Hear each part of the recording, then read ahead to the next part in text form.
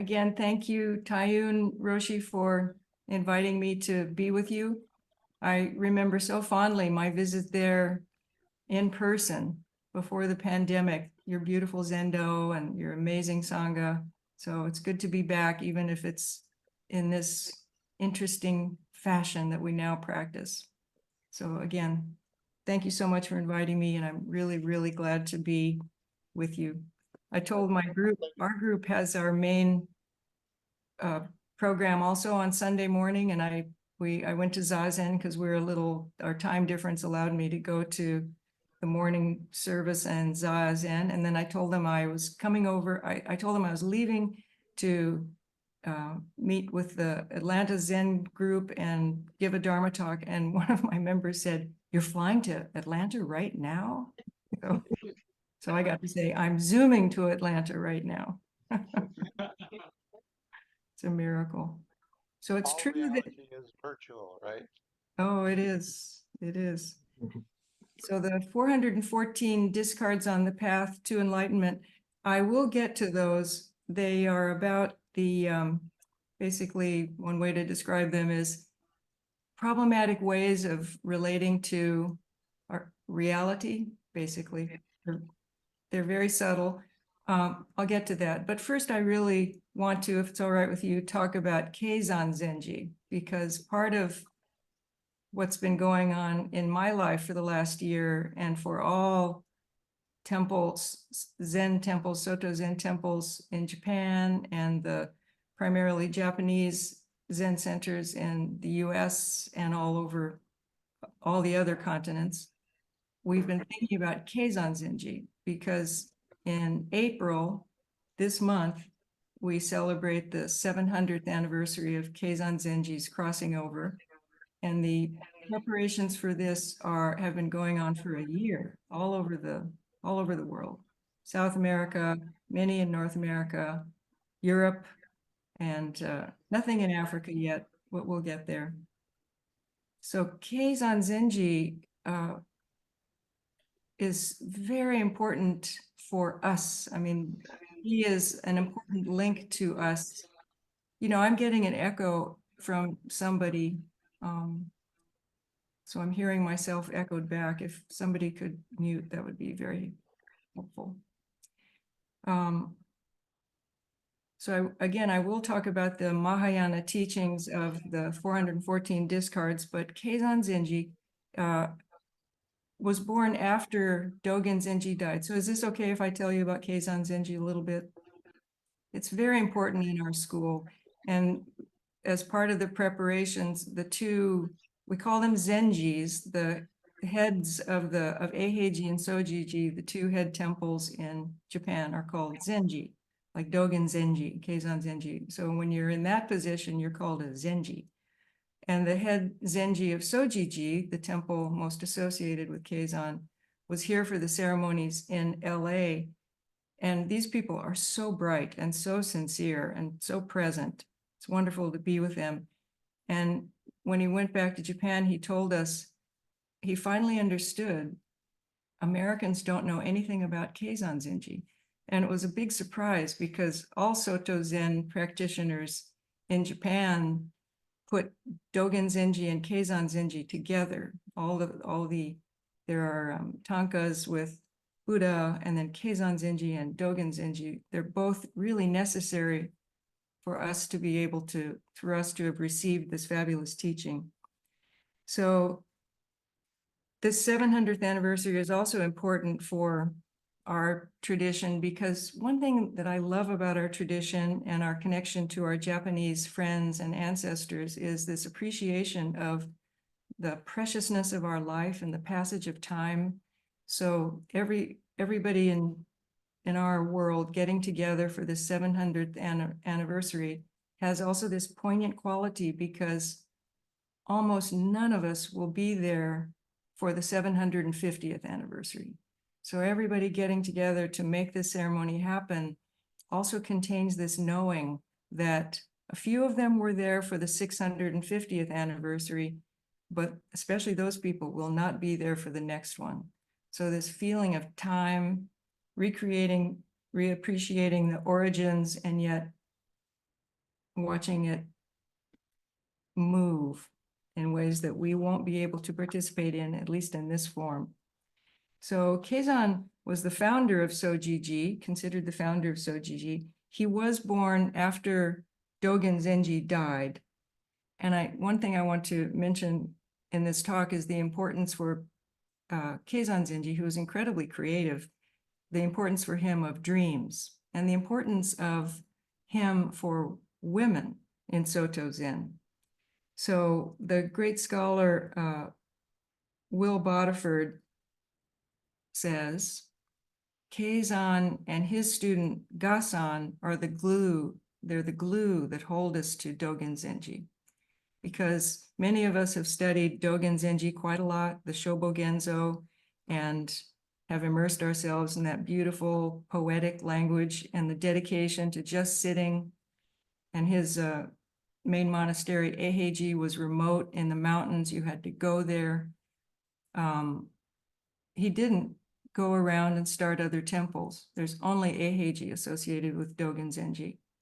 So how did this really pure practice open up so that it spread across Japan and to us? What is the connection?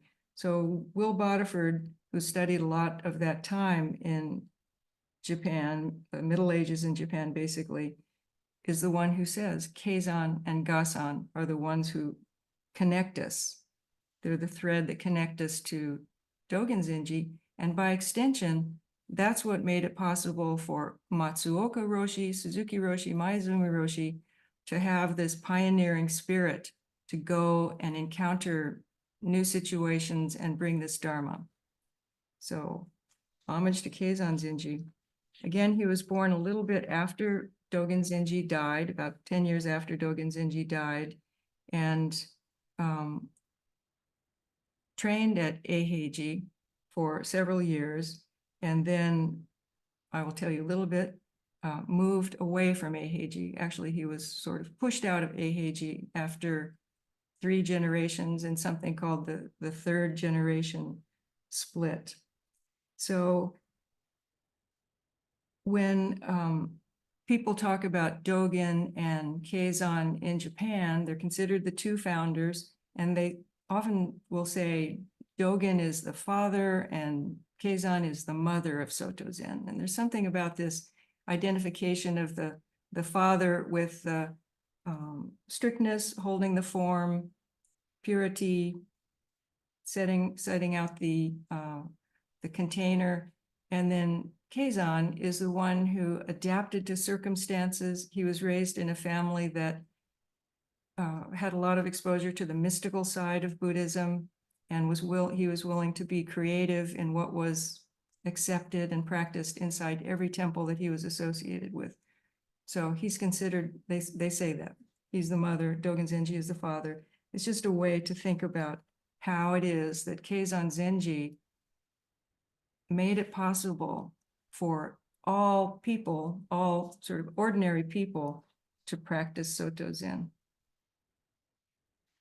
So we know Dogen Zenji explicitly wrote and upheld the absence of distinctions between castes. It's one of the hallmarks of Soto Zen. No distinction among members of different castes, different genders, different professions, no distinction. Samurai warriors and shoguns and farmers and lay people, men, women, all were welcome at Eiheiji, and explicitly so. And Keizan Zenji also welcomed women, made no distinction. So for me, that's always been something that warms my heart to think about Soto Zen from the very beginning, having made it explicit that there's no distinction among us. We're all we all have and are Buddha nature. However, at that time in Japan, that was unusual. So most Buddhist teachers were not that open. The distinctions were maintained between men and women, and who had to practice separately. I'm not so informed about what they what other Buddhist sects, as we say, other Buddhist schools, how they met people from different professions or castes. But I do know that Soto Zen was unusual at the time for being totally open to women. So as I said, the Zenji of Sojiji, when he spoke to us in January, said that he learned something. He was glad he learned it, that Americans at least don't know anything about Keizan Zenji. And that was really true for me. So in the tradition of, in my training, Suzuki Roshi, I'm not sure about Matsuoka Roshi, but Suzuki Roshi emphasized Dogen Zenji and Bodhidharma, and as far as I know, never talked about Keizan Zenji. So this is an opportunity for us to, for me and for us to return to something in our roots, the importance of that kind of creativity that he had. I do know Keizan Zenji wrote the beautiful history of our lineage called The Transmission of the Light. He gave a series of 52 Dharma talks each week at his temple about the history of the transmission from Shakyamuni Buddha down through Bodhidharma, India, China, Japan, ending with Koon Ejo. So that's the result of his Dharma talks and study. It's a beautiful text. Otherwise, he wasn't a writer. These were all texts that were copied out by his students. He wasn't a writer. He was a founder and a builder and a welcomer. So the temples that he would eventually be associated with were all over Japan, and at different temples in Japan, different kind of deities are acknowledged. That's because of Keizan.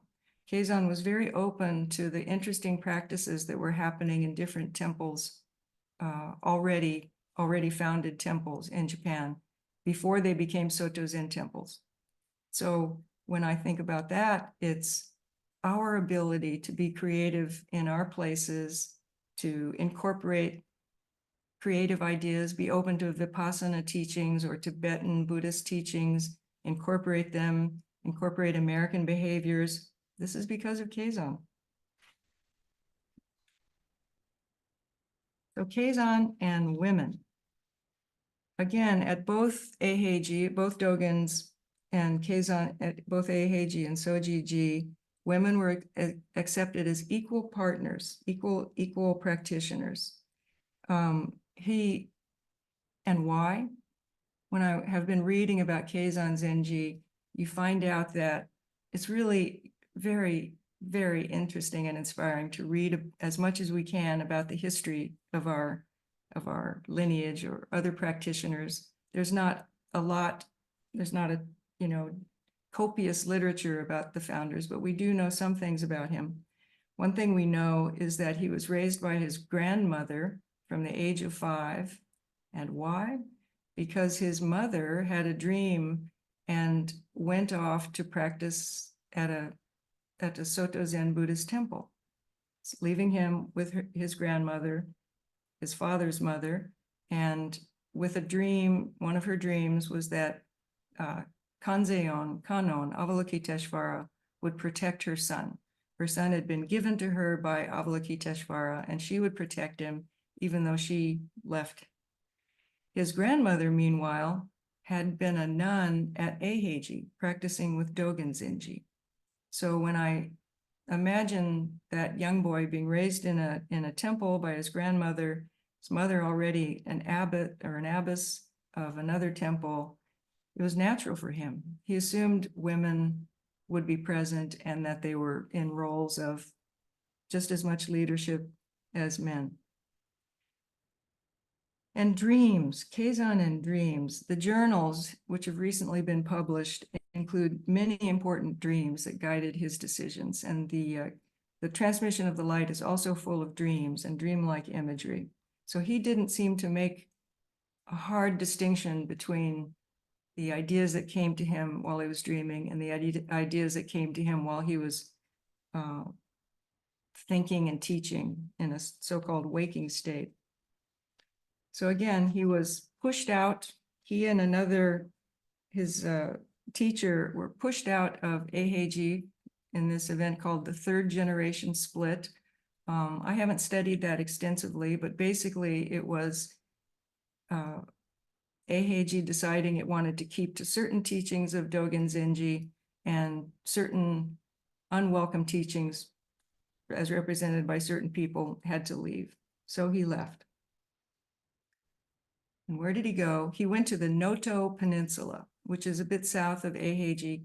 It's the same place where the earthquake in January destroyed lots of temples and or really damaged them. They're not destroyed.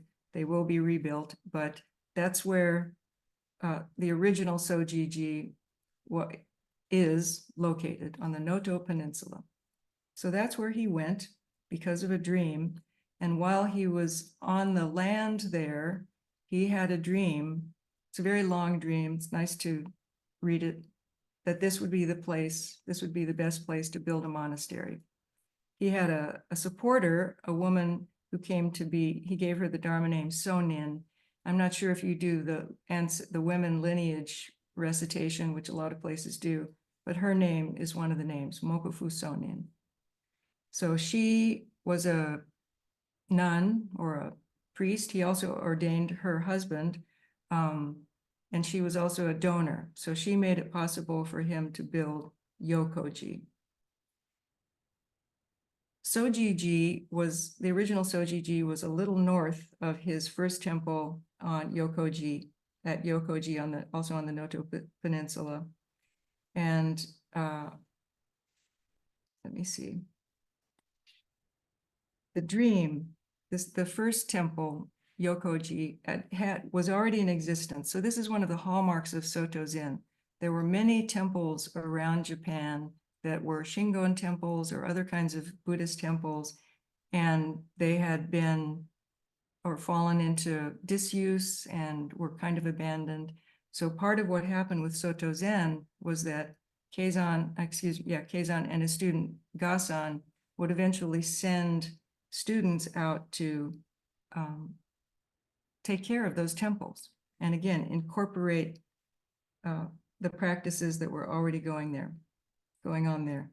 So this Yokoji temple, interestingly, was founded as a Shingon Buddhist temple, and when Keizan arrived, he wanted to reestablish it as Soto Zen and dedicate it to Dogen Zenji. So in his dream, he was about to enter the temple through the arbor of the temple gate. And once he entered, he saw the 600 volumes of the Heart Sutra, the Daihanya, on the top floor and rotating. And he also saw a statue of a certain Kannon was enshrined. So he saw in his dream that there were many monks and Jokin Rishi, the original founder, welcoming his appearance. He entered the temple in his dream through the gate and said, "I open the Soji gate widely." So according to the documents, this was the day of Kesei, May 15th, 1321. And afterwards, the temple was formally given to Keizan, and it was then named Sojiji, which means the temple where Buddha's teaching is fully kept. Later on at this same temple, Yokoji, he had another dream. He dreamed that he should remain at this temple for his whole life. And so he did. So his temple, Eiheiji was still going strong, but this temple, some ways south of Eiheiji, also became very popular. Keizan was a popular teacher, and many dedicated practitioners came to practice with him. And eventually, several small temples became associated with him. And one of his 8 Dharma heirs, he had 8 Dharma heirs, was called Gasan Joseki. And of these 8 Dharma heirs, as Keizan was getting ready to die, he designated 8 temples that he wanted his 8 senior people to take care of. He appointed his favorite disciple to take over the temple where he was located, Yokoji. So this is a good story. It sounds like history, but it has a really interesting finish. So he appointed his favorite So we see favoritism. He had 8 of them, and he ranked them according to what he thought their abilities were. His favorite one took over Yokoji. He had a nun, and he appointed her to be his favorite nun. Sonin became the abbot of a nearby monastery, and he designated 5 of his other disciples to worthy temples. Gasan was the last. Gasan was the least favorite. He had the least confidence that Gasan would be, what do you say, a powerful teacher. So he appointed him to the little temple of Sojiji, which was basically at that time a prayer hall. And at that time, Keizan said discouragingly that the patrons of that prayer hall lack faith. So it's another sign of its low value to Keizan. So his least treasured Dharma heir was sent to his least treasured temple, and that became the most important Soto Zen teacher of the time. So all of us can take encouragement from this. So Gasan dedicated himself to spreading the Dharma widely throughout Japan, and again, the glue that holds us to Dogen Zenji. And it was the year 1324 when Gasan became the abbot at Little Sojiji. He was 48 years old, and he taught there for, he was 48 years old, and he taught there for 40 years. Gasan, had the most women disciples, and we have the names, we have the historic references to 4 of his women Dharma heirs who went on to become teachers. So as scholars, this is also a scholar, William Bodiford, great scholar, now says that Soto Zen grew as a result of its openness to women. It welcomed not just women practitioners, but women donors flocked. Many of the major temples, Will Bodiford has said, when you look at the records of the establishment of many Soto Zen temples, to this day, the major donations came from women or women, but in their husbands' names, or women giving money for their sons to establish a monastery. So again, Soto Zen grew as a result of its openness to women. And this lasted for 300 years until the Tokugawa era, 1603 to 1867, when a hierarchy throughout Japan, the hierarchy was formalized. And you can see evidence of this in all sorts of things, the way they started keeping track of all sorts of records and addresses throughout Japan. And Japan imposed a pretty heavy hierarchy on the Soto Zen school in order to allow it to exist. And our Soto Zen school has cooperated with situations like that in order not to be abolished. So the Tokugawa era, the rules imposed didn't require Soto Zen to oppress women, but as Bodiford says, it gave an opportunity to others who wished to. So within the school at that time, women could no longer be the head of temples or officiate at ceremonies, and just were nuns in separate monasteries. But since the roles had been open before that, in modern times, women have returned to their roles, but there's still some changes that need to be made.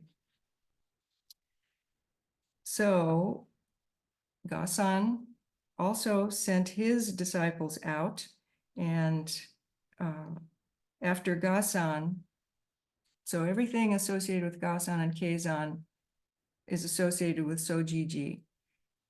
My lineage, Suzuki Roshi lineage, is associated with Eiheiji.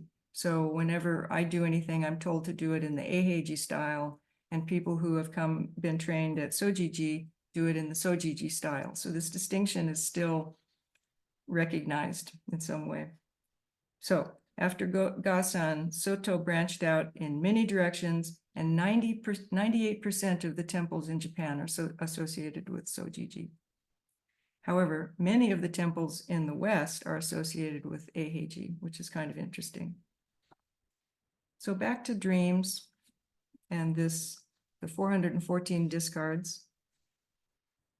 So why was I thinking about the 414 discards? We could talk about any kind of aid to practice, but it happened because I myself had a dream a few days ago.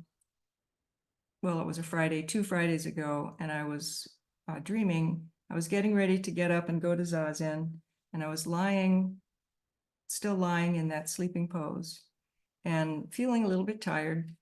And the source of this teaching of the 414 discards came to my mind. It comes from a teaching, Mahayana teaching about the 5 paths, the 5 margas. And the first path is called the path of preparation or the path of accumulation. So in my dream waking state, I remembered the path of accumulation, which means gathering the resources you need to take up the path, continue on the path. And it occurred to me in my dream state, rest is an important thing to accumulate in order to stay on this path. And the path of preparation is the first of the paths. The second is the path of joining. Then there's a path of seeing. Fourth is a path of meditation. And the fifth is the path of no more learning.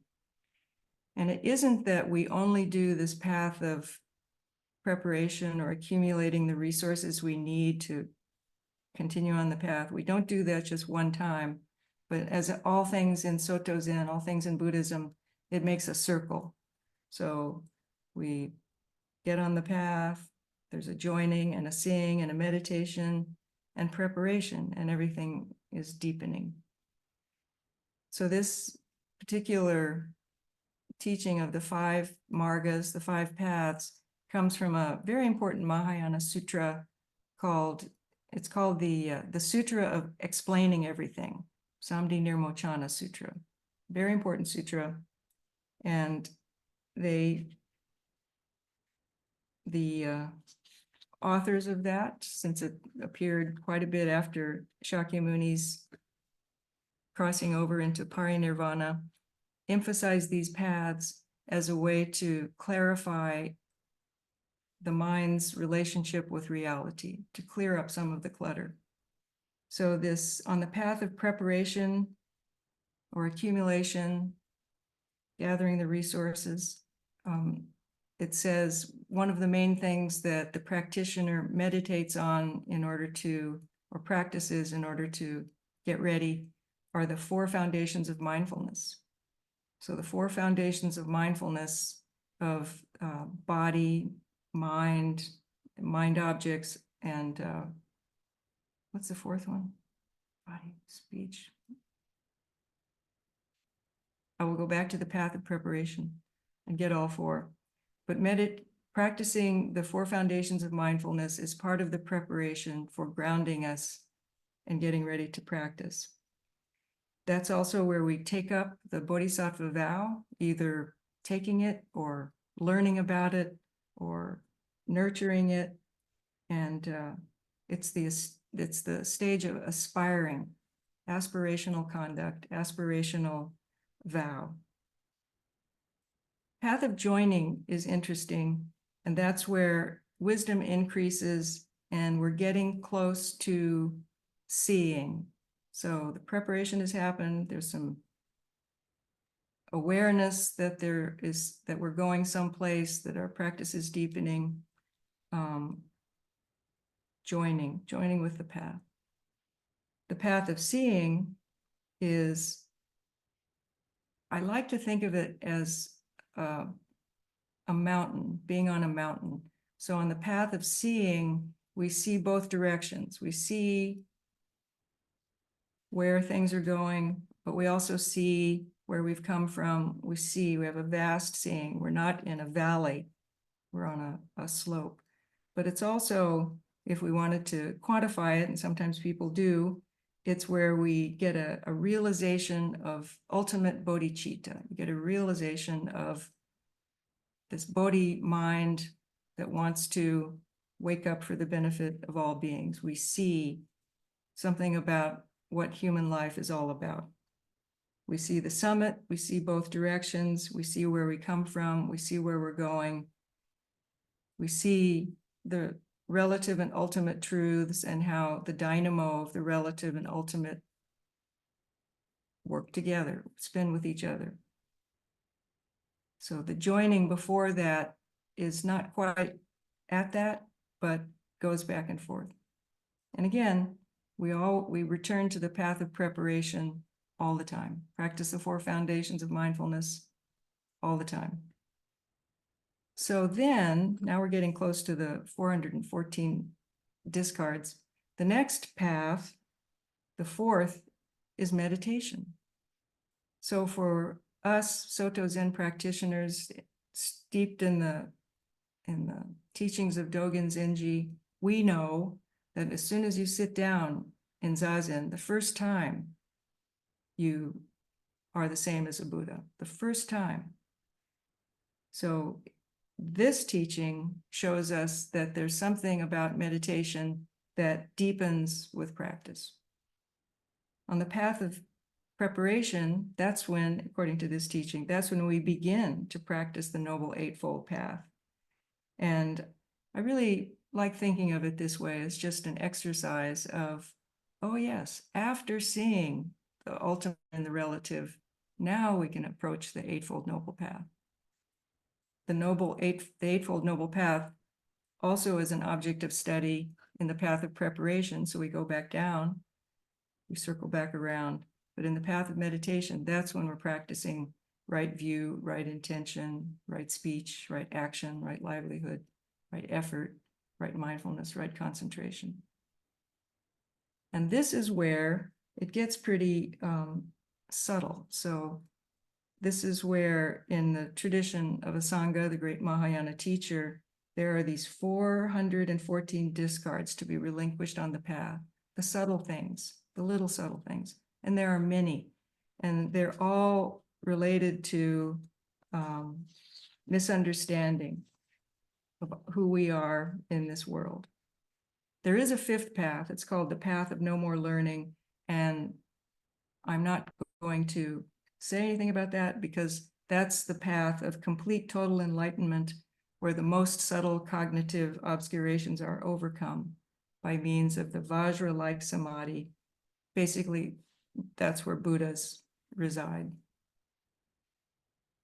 So one way to think about these is that the path of accumulation is the first one is the path of understanding, the path of joining is the path of experience, and the path of seeing is the path of realization, and then the path of meditation is where we're really meditating. The path of accumulation is the stage where we make a special effort. It's aspirational. So when we're in that mind, as I was when I was lying there in the rest mode, I knew that a little rest would allow me to really be present throughout the day with what I had to do. The path of accumulation also marks the beginning, it says, of many eons of practicing merit for the path. On the advanced stage of the path of meditation, the 414 discards are all those attitudes, actually, that block us or obscure clear thinking. And there are many, many. They are rooted in the 6 root destructive emotions of doubt, hate, and so on. But I thought that I would give you an example of one set for some reason, because it's very clearly written. And this is, again, from one of the 6 main destructive emotions of a wrong view of self. And they name it in the teachings, arrogance. So it's a wrong view of self. But luckily, because it's Buddhist, there's a fine grain analysis of what arrogance is, because all of us have a garden variety understanding of what arrogance is. I'm intentionally not using the word pride for this because pride also has a very beneficial side, because when we're, for instance, in the path of accumulation, we've learned some things, path of joining, we see some things. The feeling of celebration about that and joy that has to come in, or that really, really fuels our practice when we feel that joy of accomplishment. Sometimes people will name that pride. It's not. So I kind of stay away from the word pride, because feeling joy and happiness for new understandings is a great fuel for practice. So this other thing, though, is a wrong view, and again, a destructive, one of the 6 main destructive emotions of arrogance. Okay, here is a teacher's division, 7 kinds of arrogance. This is from the Tibetan commentary on this text. I'll tell you the 7 kinds identified. Number 1, simple arrogance or lesser arrogance, the arrogance of thinking that you are the same as your peers. Isn't that cute? Simple arrogance. Second one is greater arrogance of thinking that you are better than your equals. Number 3, exceeding arrogance, thinking you are even better than those who are great. 4, the arrogance of thinking I exist. 5, blatant arrogance, that is, thinking you have greater qualities than you actually possess. 6, the arrogance of thinking that you are slightly inferior, that is, thinking you are slightly inferior to those who are great, but that you are excellent nonetheless. Don't you feel these kind of pin us a little bit? It's lovely. I mean, it pins me. You guys may be far beyond. You're all bodhisattvas, but for me, these are useful little, like just little pinpricks. 7, the final one, unfounded arrogance, taking pride in what is actually a fault. That's a big thing in our Buddhism, our Buddhist practices, especially around right view, being able to see that we often mistake things that are bad for us for pleasure. We often mistake things that are completely misunderstandings for the truth, thinking that we see things clearly when actually it's very obscured. So that all fits in a little bit to unfounded arrogance and is where we continue to grow back to the path of preparation. So I also wanted to include this new learning about Keizan Zenji and appreciation for what he did for us and what Gasan, his student Gasan, did for us as part of this path of preparation, part of increasing our understanding of where Soto Zen has come from and what it allows us to do. The permission to be creative, the permission to accept the mystical side of Zen practice and local beliefs. It's very creative in how we express that. So I think putting that in the context of path of preparation also helps, because it's important to me to remind Western groups of our living roots in Japanese Zen. We're still very connected to Japanese temples. They really, really love us. And when they find out how Soto Zen is thriving in the US, it makes them so happy and proud. And so this connection, I want to be kind of re-enlivened, and it is still very alive. So the path of preparation, always going back, studying our roots, is something that we circle back to. It's not, and I know you all know this, it's not just about getting somewhere. It's about deepening and deepening our practice. So looking at the roots of how we got to where we are, appreciating our founding teachers, is a very important part of our Soto Zen way. our lineage, and the fact that especially when we embrace this lineage, it encourages us to incorporate our dreams in our planning for our Zen centers. So thank you very, very much. I enjoy being here, and I look forward to hearing your comments or observations or even questions. Thank you very much.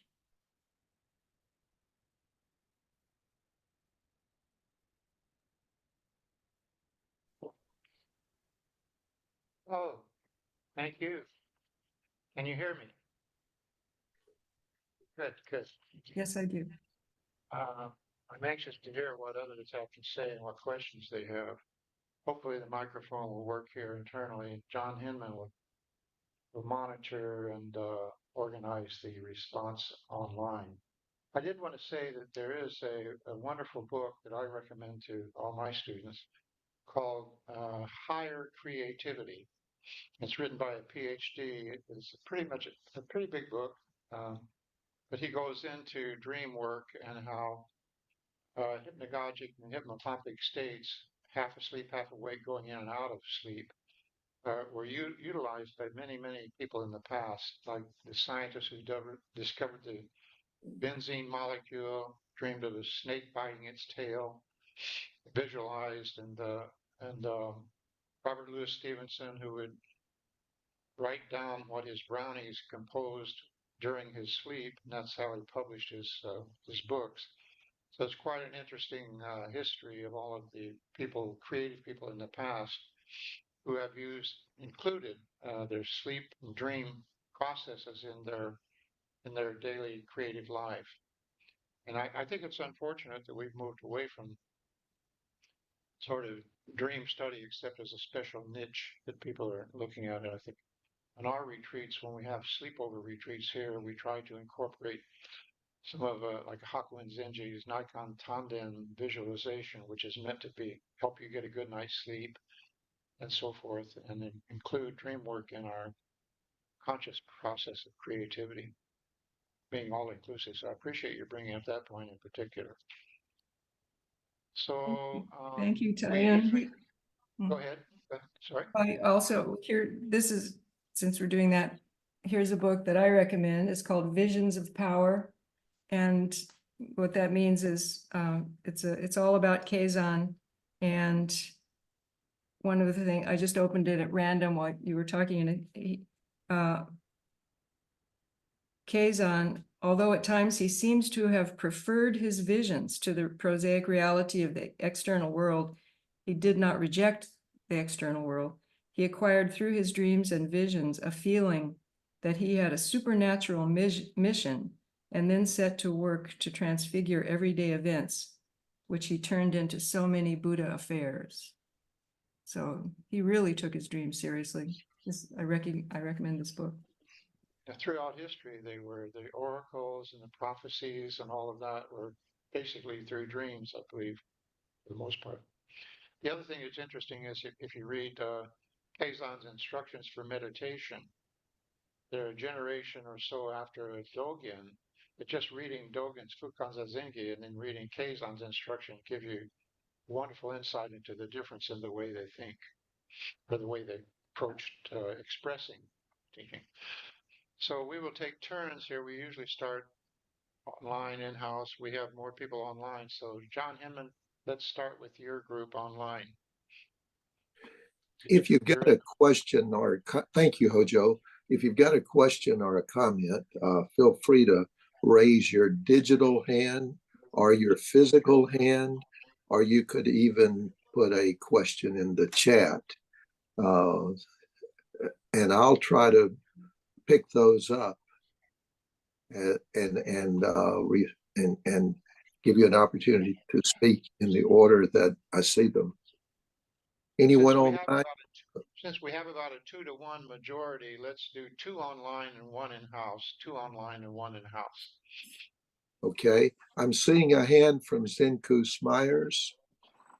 Yes, good day, everyone. Konjin, so good to see you. I'm so glad that you were joining us this morning. I appreciated your comments very much.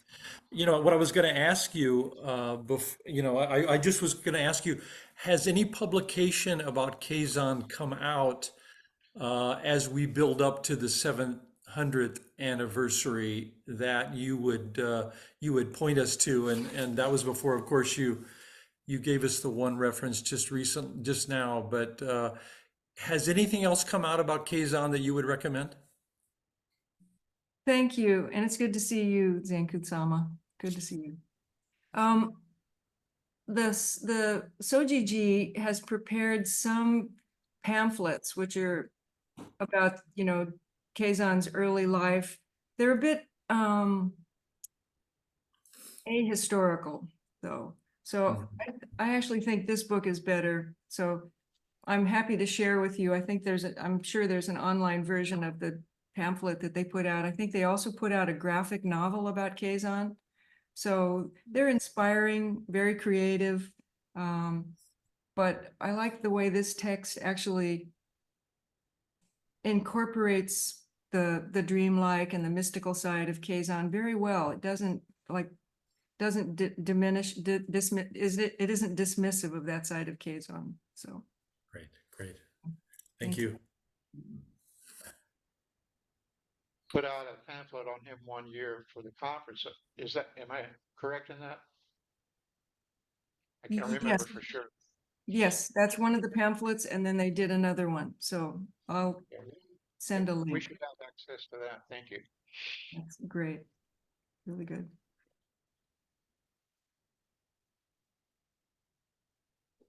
Okay, John.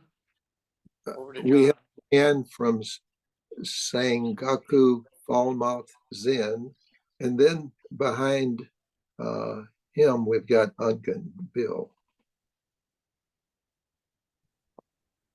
Greetings, my name is Sangaku. I'm guiding teacher in Falmouth, Massachusetts. Soto Zen, a student of Hojo Michael Elliston.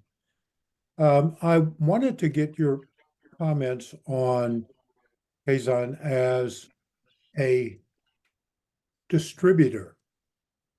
In some ways, it seems as if he was instrumental in the logistical aspects of spreading the teaching and reinventing some of the Zen or some of the Japanese Buddhist temples. Has any history been found of that being deliberate in the sense that it was strategic and they went about other than the 8 disciples? And I was looking for why he would be so revered in Japan with Soto Shu. And my thinking was, well, it had to be that he really propagated. He was more of a propagator than he was, sitting on the mountaintop waiting for people to come. Any thoughts on that? That is such a great question. I'm so glad that you brought it up and said it that way. Absolutely. He was very intentional. He saw it as his role.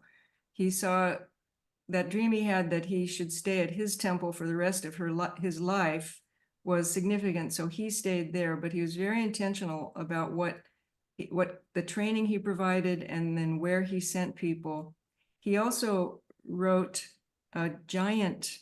he did write one other thing. I said he wasn't really a writer. He wasn't a writer about Buddhist philosophy, not the same way that Dogen was, but he wrote the Keizan Shingi, which is the rules for the behavior in his monastery. And it's huge. It's 2 volumes. And I have a copy. The Soto sect, the Soto headquarters had it translated by the Soto Zen Text Translation Committee and distributed. It's very clear. So he was training people with the purpose of sending them out to provide Soto Zen teachings. So your question made me realize that I kind of implied that he just sent people out and then they were creative. They did what was happening. No, they incorporated what was happening, but he sent them specifically to certain places to turn it into, to turn it into a Soto Zen temple with these certain practices, many, many ceremonies, many, many specific ceremonies. but then they could add additional ceremonies based on what was happening at that temple. Yes, thank you. He was quite deliberate. It was his calling. He saw this as his role to take care of Dogen Zenji's way. He thought he was taking care of Dogen Zenji's way. He didn't think he was establishing Keizan Zenji's way. He thought this is the teaching that, I mean, the reason he, thank you, that's such a good question. I have to incorporate that into my brain. The transmission of the lamp that he wrote was the first time that lineage was described. Shakyamuni Buddha, Ananda, all the way down. Now it's like 93 generations down. He created that to show that Soto Zen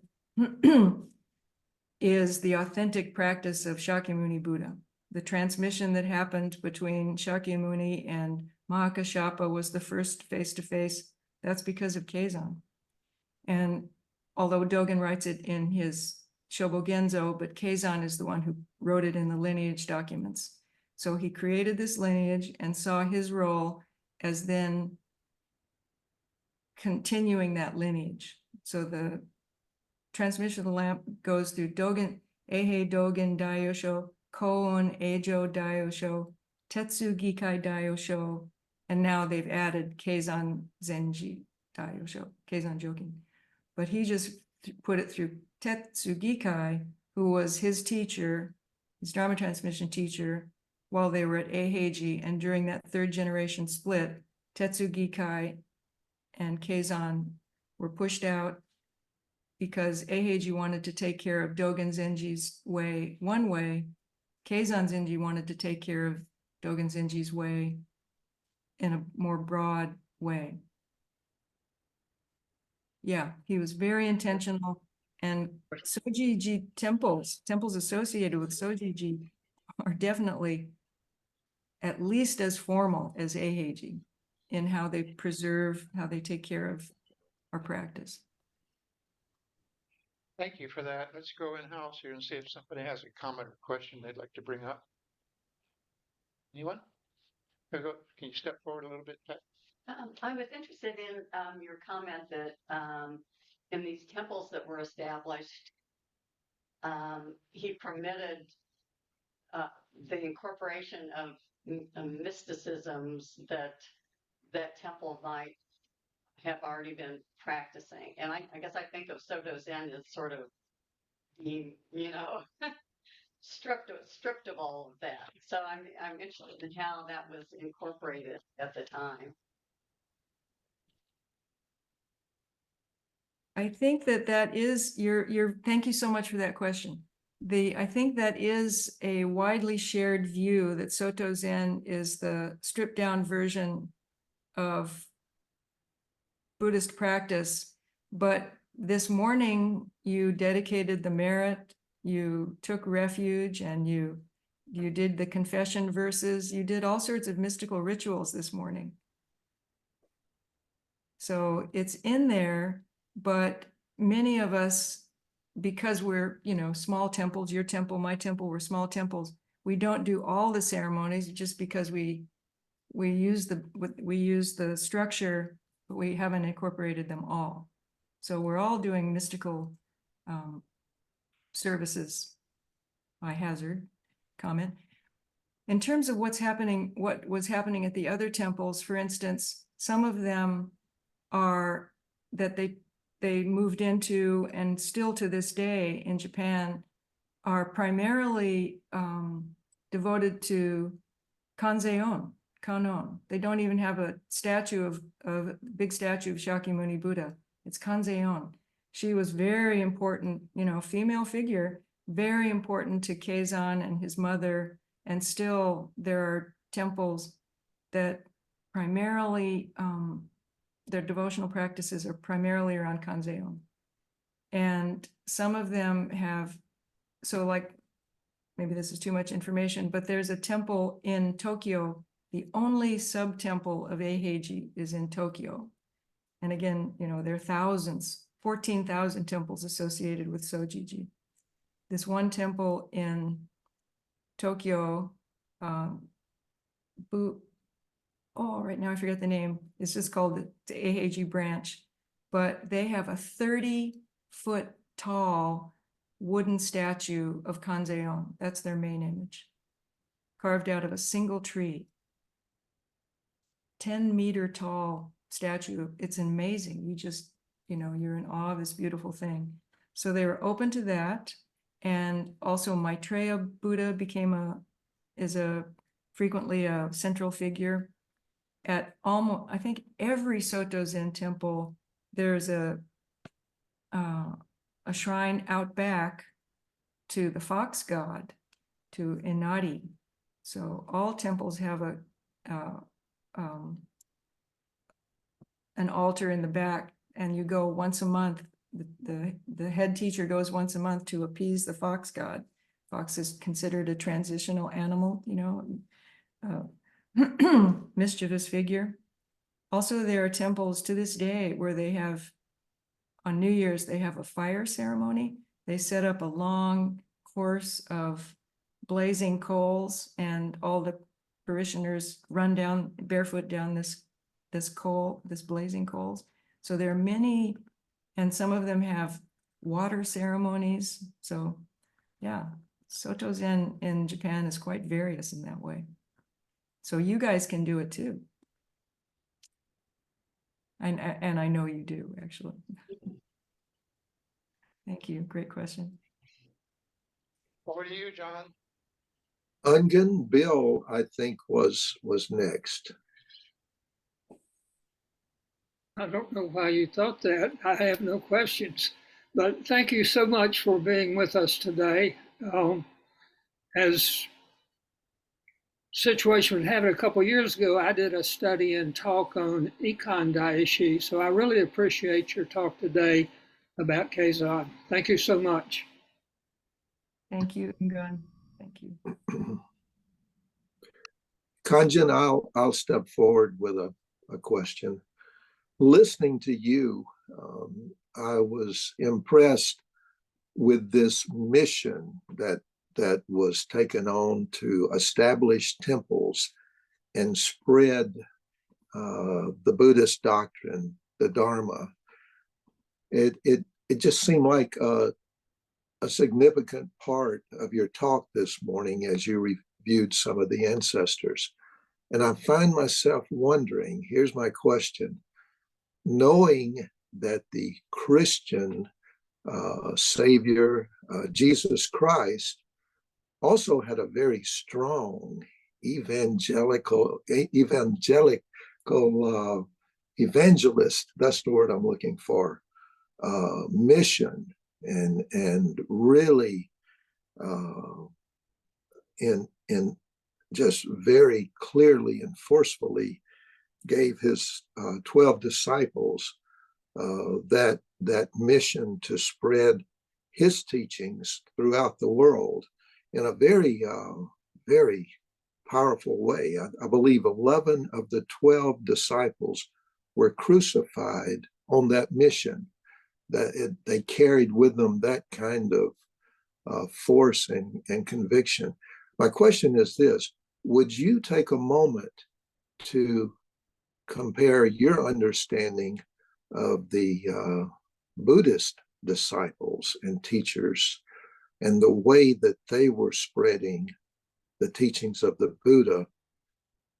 Could you compare the similarities and maybe the differences as you see them with the spread of the Christian teachings? Thank you, John. Such an interesting question. First, about the mission of Keizan. Here's another part of it that I find encouraging today, because there are a few temples, like we just got word that the founder of the Cedar Rapids Zen Center, Zuiko Redding, crossed over to Parinirvana, and she's in Iowa. Her temple is in Iowa, and now they're not sure who's going to be the next teacher. And another teacher just crossed over. So, and then it's not clear who is going to take on the small temples. So the same thing was happening at in this time in Japan, there were a lot of temples.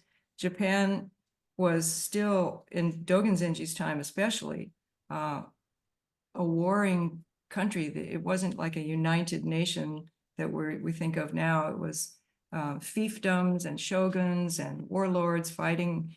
And so the various temples, including Dogen Zenji, had to ally themselves, or they felt they had to ally themselves with a powerful protector who was usually also a Zen practitioner, but they needed that kind of protection.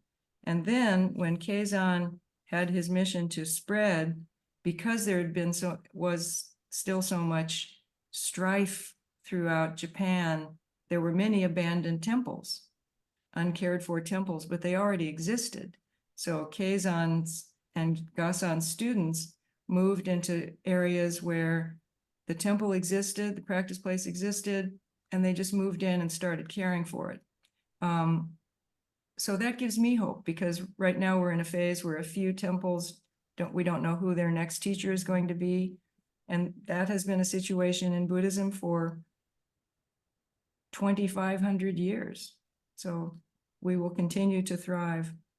In terms of comparing that to the disciples, well, Buddhism doesn't have any conversion impulse at all. There's we don't ever send out the message that this is the better way to see the world, or that there's only one way to get there. We just don't have that message.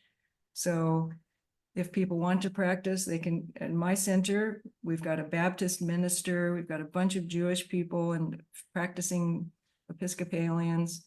So there's nothing about Soto Zen that sends the message that this is the one true way to salvation. So I don't know how the disciples, I think, during Jesus's time, they really thought the world was going to come to an end right away. So they were in a hurry to convert everybody. But Buddhism has this sense that it's going to go on. We have to take care of this life because we're going to be born again, and the consequences of how we behave this life are going to affect so many people. So I don't know how to compare this non-proselytizing religion to an extremely proselytizing religion, but I will think about it. So thank you. Thank you. Anybody? Okay, Sandra, you might have to step forward a little bit. Thank you. Step slowly forward. Take a share. This is Tongo ni Sandra. She's a resident here. Hello. Nice to meet you. Hello. First of all, a quick thank you for the There. There you are. First of all, thank you for the list about the arrogances. I've managed to hit all of them during my life. But the great thing about them is you learn so much from the backlash, especially paying attention to it. The other is thank you very much about bringing up the dream state and the lessons that were learned by the ancestors through the dream state. Most of my education has come from dreams throughout my life. So I really appreciated that being part of your talk. And Kenzion's my favorite. Just having the female presence respected and used throughout the lineage. I really appreciate it. Thank you. Thank you. Let me follow that with a little query for you. Most of the iconography in Buddhism, especially compared to Hinduism, very androgynous. Is that the right word? You look at a statue and a painting, you can't tell whether they're meant to be female or male. Now, I've heard that explained in the sense that Buddha nature is not gendered. Buddha nature doesn't, differentiate by gender, as you were saying earlier in your talk, or any other differentiations, actually. For the same reason, they would portray Buddha looking like the local population instead of looking like an Indian figure, face and so forth. So maybe you could talk a little bit about that sort of androgynous feature of Buddha nature.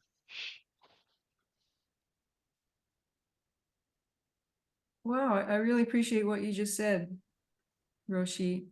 I haven't really thought about it. I have noticed that the representation of the human form has changed. Most Western centers have a statue made in the Gandhara region, which was part of the Silk Road. And so there's a lot of influence from Greek sculpture on what was happening in China there. So a lot of central figures on altars they look just like Westerners. Our central figure is very androgynous. Actually, most people think it's a woman, has a very soft face, and the drapery sort of folds in such a way like you think, oh my God, there might be breasts under there. So I don't think it was meant to look that way, but people see it the way they want. And I'm happy that we have that figure. I do think it's important that people and centers relate to the imagery that they're putting up, that we don't impose unpleasant imagery. I like it also that most of the images that we have are dark metal or dark wood. So they erase that distinction about race. So I like that. No, I'll have to think about that. It's all, Kanzeon, Kannon was originally a male bodhisattva in China and then became androgynous, and then now in Japan, always represented as a female figure. So it's always, for me, it's a little bit startling when you see a Chinese representation of Kanzeon and it has this beautiful little artistic mustache. So that's the little symbol, I am a male figure. So thank you, Tayun. I'll think about it. Well, thank you. Anyone in the room here? Buddha nature is indeed androgynous. That's true. Yes, yes. Keiko-san is from Japan, Yeah. and Nice to meet you. she practiced in Japan as well as with us here. So I just wanted to add into the former discussion about other sects, or the way Keizan has saved some of the temples. This is actually the Tengu. It is a esoteric figure, and I have visited a temple in Shizuoka, which is a Soto temple, Kasuisai. And Oh, I've been there. I've been there. It's closely related to the Ieyasu, Shogun Ieyasu, but Mhm. also they have this Tengu in guard, a part of a temple that actually, not just in the time of Keizan, but back in the Meiji Restoration, a lot of temples were abolished or shrines, and so this temple was also becoming endangered, and so the people wouldn't be able to continue the maintaining place. So Kasisai would actually adopt part of that, and it's amazing that they still continue to practice. The Tengu is a fire guardian, and they still continue that part of the practice. It was pretty amazing. So I just wanted to share. And one more question about, you were talking about the Japanese merging in, the Soto tradition to the United States. And it's a personal question. I was wondering if in your community in the Houston Zen Center, did you have Japanese residents part of your community, or do you have affiliation with other temples? Thank you so much. Yeah, and thank you for bringing up Kasuisai and the Tengu. It's great. And that's a big thriving temple, isn't it? Yes, amazing food too. They have the cook from Zuioji, so yeah, it's great. Wonderful. We do have Japanese families who are members here, and we have friends with the Asia Society, so we have some connection. They keep up with our events. We keep up with their events. We have a number of our members who aren't Japanese, but they have devoted their lives to ikebana, so we have great flower arrangements. Houston does not have a big Japanese population, and that's been hard for me, born and raised on the West Coast, where there's, you know, lots and lots of Japanese people and Japanese food. Here it's a little bit hard for me. But we do stay in touch with the Asia Society, and they recently brought, I mean, everything is wonderful. They recently brought actually a kabuki family. So they put on some performances. We all went. So thank you. Is your name Keiko or Keiko. Keiko? Keiko. Yes. Nice to meet you. We have a hand up from Corolla. Rola. Actually, it's Jan. You're on. It's truly great to see you. You may or may not remember me. I didn't have hair.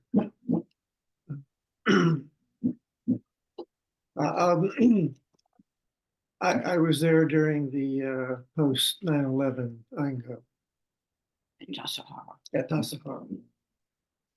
And I've been thinking about Tassajara a lot lately because, well, you know, we've got this eclipse today. I don't know where you are in the totality path, but here in suburbs of Atlanta, you got to look real hard to find the sky. And I think there isn't the eclipse tomorrow, so we still have some day, time. no, Tomorrow. sorry. I'm a bit foggy. I didn't get much sleep. And of course, you know, when you walked out your door at Tassajara, the sky was there. And I'm wondering how you may have changed the way you look at the outside, the sky, and how that affects your thinking, moving from the big sky to Houston, which is, you know, megalopolis. It's the Houston Zen Center. Well, So- that's such an interesting question. I guess I moved here in response to the group who wanted someone to come and help keep the group established, and Right. so I moved here in response. And Tassajara, as you know, is super hot in the summer. Oh, So yeah. when I walked into Houston heat, I thought, oh, I can handle this. This is like Tassajara. I didn't know about the humidity though, so that was a challenge. But in fact, there's a big sky here in Houston, and the clouds are beautiful, incredible clouds that come up from the Gulf. And so our temple is named Auspicious Cloud Temple because that's one thing we didn't have at Tassajara, these massive, beautiful clouds coming over. So wherever we are, there's beauty. Indeed. Yeah. And Atlanta is beautiful. You guys, it's so green there. You're very lucky. And that, as a result, we have pollen counts in the 7,000 or so, which is like nuclear. But you have the CDC, so it's okay. So again, when I met you, you'd been at Tassajara or Green Gulch for what, about 20 years. And that's a big chunk of, I think moving from there to Houston or Austin or anything like that just had to be a big change in your outlook and how you see things. Yeah, one time I was walking across a bridge before I'd made the move. We were at a war protest, and all the clergy from the north side of the Golden Gate Bridge and the clergy from the south side met in the middle. The Episcopalians had organized it, and we were all in our finery, and then we held hands, and there were these big banners that saying, don't invade, don't invade, don't invade. And then we walked back to our respective sides of the bridge, and this Episcopalian priest had bright red hair. That's all I remember, because this was like 25 years ago. And he said, "What's your calling?" And that's a Christian question. I'd never Right. been asked that question. So I had to go deep and sort of think about it. And I said, "Houston's my calling." Yeah. So I'm sort of like one of Kazan's great grandchildren. You go where the need is. Yeah, that's usually a introduction to let me witness to you. But I'll file that away in my Christian bank. Thank you. good to see you. Good Good to to see see you, you Jan. too. Good to see you too. Your story there reminds me a little bit of my coming to Atlanta from Chicago. All the people in Chicago said Southerners don't do Zen. And I said, that's the point. Now, Exactly. Southerners do Zen in a very warm and friendly style. I'm sure that's true in Atlanta. It's certainly true in Houston. A lot of hugs, lots of pandemic was hard for us. We had to stop hugging for a while, but it's very Southern friendly, which I like. I'm glad we're that So we way. do Zen with a drawl.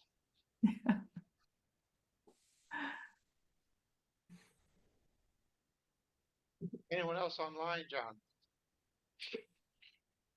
I'm not seeing anyone.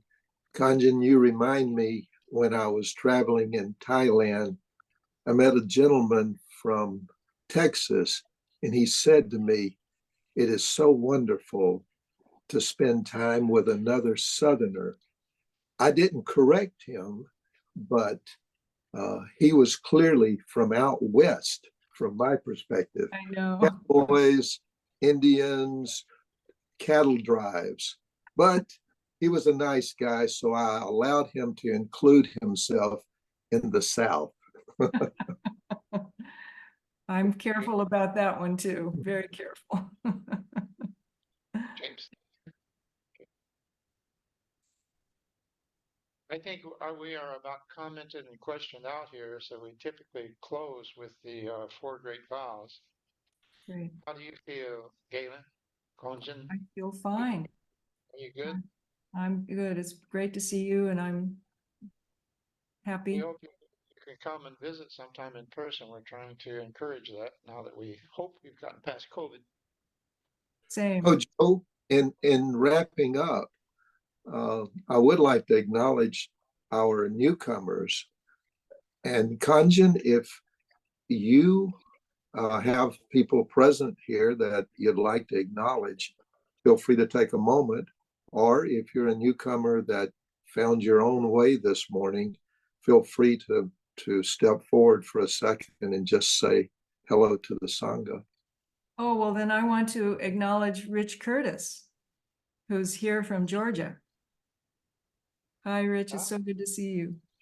Great to see you, Roshi. Lovely talk, and it reminded me of the beautiful lineage of women teachers, of which I'm so thankful for, and it's been a wonderful part of my practice. So, thank you. See you. Rich is in Konjin, Georgia and practices with a teacher in our lineage in Alabama, but he also comes to Houston for sesshin. do you happen to know, have you met Glenn Graves, who is Oh, coming yes. to Houston, back to Atlanta, Houston, back and forth? I think he's finally settling in Atlanta. He's now our treasurer on the board here. You are very fortunate. We miss him here, of course. So he's a wonderful practitioner. Yep. Okay, well, if that's it, let's close with the four great vows. We do them 3 times.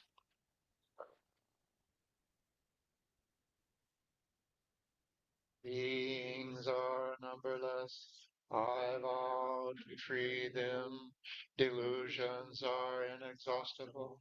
I vow to end them. Dharma gates are boundless. I vow to enter them. The Buddha way is unsurpassable. I vow to realize. Beings are numberless. I vow to free them. Delusions are inexhaustible. I vow to rend them. Dharma gates are boundless. I vow to enter them. The Buddha way is unsurpassable. I vow to realize it. These are numberless. I vow to free them. Illusions are inexhaustible. I vow to enter. Dharma gates are boundless. Vow to enter them.